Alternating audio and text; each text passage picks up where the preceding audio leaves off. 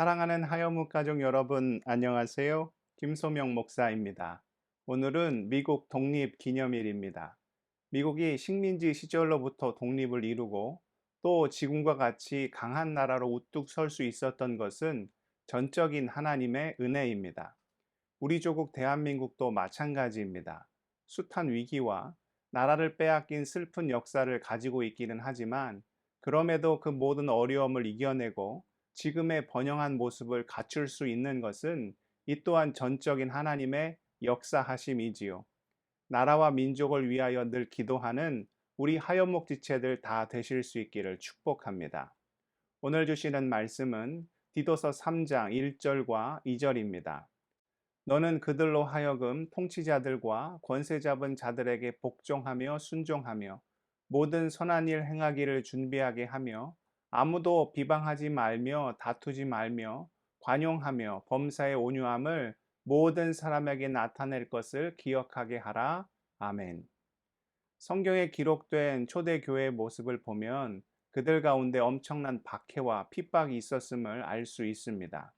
사도행전을 고난행전이라고 불러도 무방할 만큼 초대교회 성도들은 감당할 수 없는 시련 속에서도 교회를 섬기고 믿음을 지켰습니다. 그럼 그들이 박해하는 유대인들을 향하여 또 로마 제국을 향하여 무력으로 저항하였습니까? 아닙니다. 오히려 그들에게 더 적극적으로 복음을 전했고 또 그 질서에 순응하는 모습을 보여주었습니다. 우리 주님께서 이렇게 말씀하신 적이 있지요. 마가복음 12장 17절입니다. 이에 예수께서 이르시되 가이사의 것은 가이사에게 하나님의 것은 하나님께 바치라 하시니 그들이 예수께 대하여 매우 놀랍게 여기더라. 이는 우리 주님께서 로마 제국의 제도와 질서를 인정하셨다는 것을 의미합니다. 십자가를 지시기 전 로마 병사들에게 끌려가실 때도 무력으로 저항하려는 베드로를 만류하시면서 묵묵히 그 길을 걸어 가셨지요. 물론 우리를 향한 하나님의 놀라운 구원을 이루시기 위함이었지만 그것이 로마 제국 질서에 순응하는 방식으로 이루어졌다는 것에 대해 우리가 또한 주목해 볼 필요가 있습니다. 오히려 국가 질서에 순응하시면서 더 적극적으로 그들을 사랑하시고 용서하시고 품으셨음을 우리가 복음서를 통해 확인하게 되지요. 주님의 복음을 적극적으로 전했던 사도 바울도 유대인에게나 로마 제국에 대하여 저항하지 않았습니다. 오히려 복음을 전할 때 가장 먼저 유대인을 찾았고 또 자신에게 로마의 시민권이 있음을 주장하면서 그것을 복음 전파에 적극적으로 활용하기도 하였지요. 다른 초대교회 성도들의 국가를 향한 태도도 마찬가지였습니다. 심한 박해와 억압 속에서도 국가를 전복시키기 위한 무력 저항 운동을 하기보다는 오히려 질서에 순응하며 세상 가운데 그리스도의 덕을 세우는 데 최선의 노력을 기울였지요. 그래서 나중에 로마 사람들이 기독교인이라고 하면 어떻게 여겼다는 것입니까? 덮어놓고 믿을 수 있는 사람, 거짓말도 안 하고 절대 남을 속이지도 않는 무조건적으로 신뢰할 수 있는 사람으로 기독교인들을 여겼다는 것이죠. 그리고 종국에는 어떻게 됩니까? AD 313년에 로마 제국이 기독교를 공인하게 됩니다. 교회를 박해하고 성도를 핍박하던 그들이 오히려 기독교를 인정하고 복음을 받아들이는 놀라운 구원의 역사가 이루어지게 된 것이지요. 만약 교회가 로마 제국을 향하여 저항하고 무력으로 투쟁했다면 이는 결코 이루어질 수 없는 일이었을 것입니다. 디도가 섬기고 있는 그레데 섬 사람들의 성향은 지극히 반항적이었던 것으로 보입니다. 디도서 1장 11절에서 13절입니다.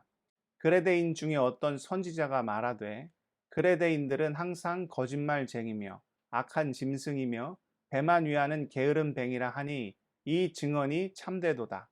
그러므로 내가 그들을 엄히 꾸짖으라. 이는 그들로 하여금 믿음을 온전하게 하고 유대인의 허탄한 이야기와 진리를 배반하는 사람들의 명령을 따르지 않게 하려 함이라. 이런 그레데인의 거친 성품이 로마 제국에 대한 저항으로 표출이 된다면 그리스도의 덕을 세우기보다는 오히려 복음으로 로마 제국을 변화시키는 일에 도움이 되지 않을 수 있었다는 것이죠. 무엇보다도 하나님께서 우리를 구원하신 방법이 무엇입니까? 오늘 말씀 3절입니다.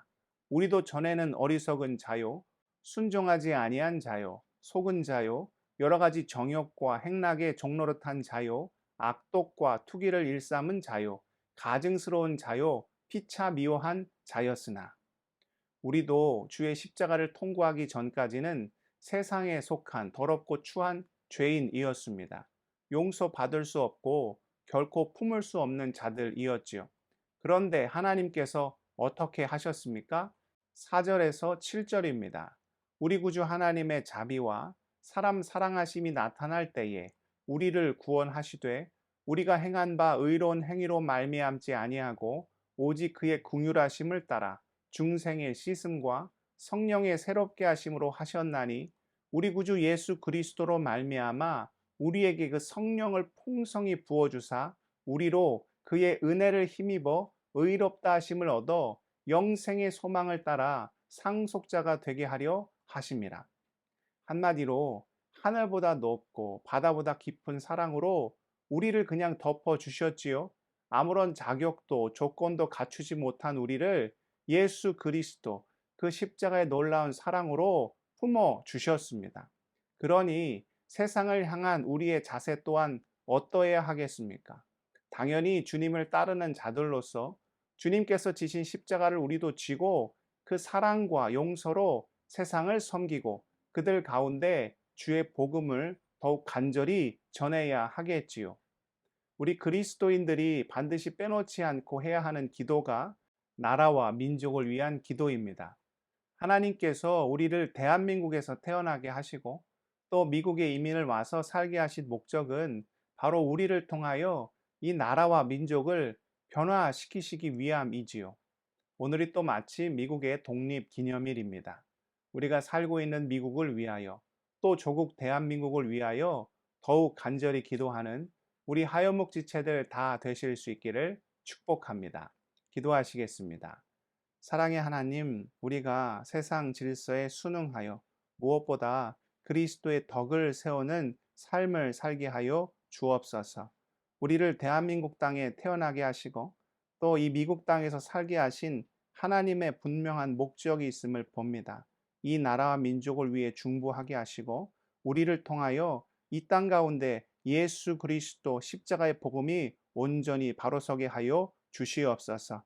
무엇보다 우리 하얀목 지체들의 모든 삶을 주님 흠양하여 주시고 감당할 수 없는 삶의 고통과 어려움의 문제들 주님 다 맡아 주장하여 주실 때 우리의 신분과 가정과 일터와 자녀와 건강의 모든 문제가 주님 안에서 해결함 받는 놀라운 은총과 은혜를 우리 가운데 허락하여 주시옵소서. 오늘 하루도 온전히 주님께 맡겨 드리오며 존귀하신 우리 구주 예수 그리스도의 이름으로 간절히 기도 드리옵나이다. 아멘.